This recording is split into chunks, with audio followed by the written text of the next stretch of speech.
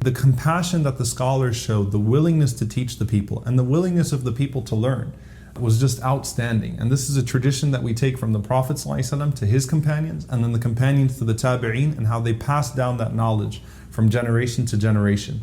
And in essence, a child could sit in any of the halaqat, and a child could really benefit and ask the questions they needed to ask, and they would actually love their teachers, they would love their mashayikh.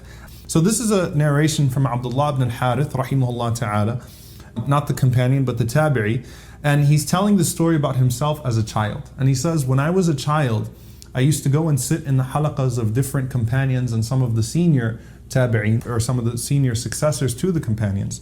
And one of the people that I sat in his halaqa was Ka'b ibn al-Ahbar, or Ka'b al-Ahbar, rahimahullah ta'ala. And Ka'b was a very interesting man. He was one of the prominent rabbis that converted to Islam. He was a rabbi from Yemen, and he accepted Islam around the time of Uthman radiallahu ta'ala anhu. He never met the Prophet sallallahu alaihi wasallam, but he became a senior scholar in this religion. And that's the beauty of this religion, is that scholars from other faiths came into it and became scholars within it as well. So Ka'b is giving this lecture.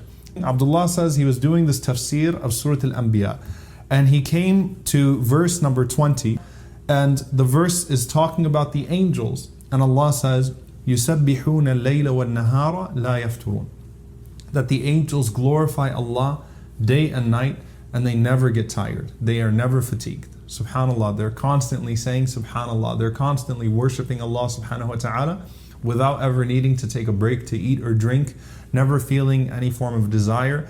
They actually take pleasure. Their pleasure is in glorifying and worshipping Allah subhanahu wa ta'ala.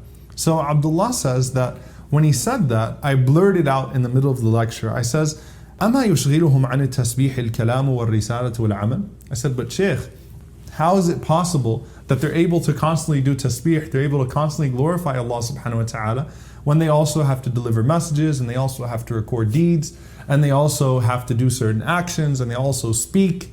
How is it that they're constantly doing tasbih? How can Allah say, لَا يَفْتُرُونَ?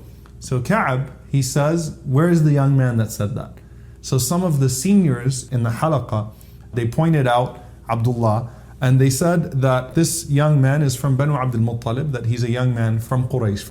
So Ka'b got up and he started to approach Abdullah. So Abdullah says, as he was coming at me, I mean, you can only imagine if the Shaykh is walking towards you and you interrupted in the lecture, he's probably at that time going to take a stick or something like that. That's the image that we have, at least. He says, instead he came to me, فَقَبَّرَ رَأْسِي, and he kissed me on the forehead. ثُمَّ قَالَ لِي, and he said to me very compassionately, يَا بُنَيَّ إِنَّهُ جَعْلَ لَهُمُ التَّسْبِيحِ كَمَا جَعْلَ لَكُمُ النَّفَسِ. He said, oh my son, verily Allah subhanahu wa ta'ala has given them tasbih, or has made tasbih to them, the act of glorifying Him, the same way He's made breathing to you. And he said, أَلَيْسَ تَتَكَلَّمْ وَأَنْتَ تَتَنَفَّسْ, don't you speak and at the same time you breathe? And so I nodded my head and I said yes. And he says, وَتَمْشِي وَأَنْتَ تَتَنَفَّسْ, and at the same time you're able to walk but you're still breathing? And I nodded my head and I said yes. He said, likewise the angels are able to carry out what Allah subhanahu wa ta'ala has given to them, and they're constantly in a state of tasbih, and they don't stop, the same way that you don't stop breathing though you're doing multiple actions. So subhanallah, it's a beautiful example, not just because of the explanation of the ayah, but again, the tradition and the way that it was passed down, how compassionate really we should be when we're teaching our kids and when we're teaching our younger brothers and sisters in the ummah about the religion. We should show that compassion, and we should, take their questions, and we should do our best to answer them and not make them feel like they asked a question they shouldn't have asked. We ask Allah subhanahu wa ta'ala to grant us that same tenderness and compassion, and to make us learned enough in the religion to where we can teach others, benefit ourselves and benefit others. Allahumma ameen. Wassalamu alaikum wa rahmatullahi wa barakatuh.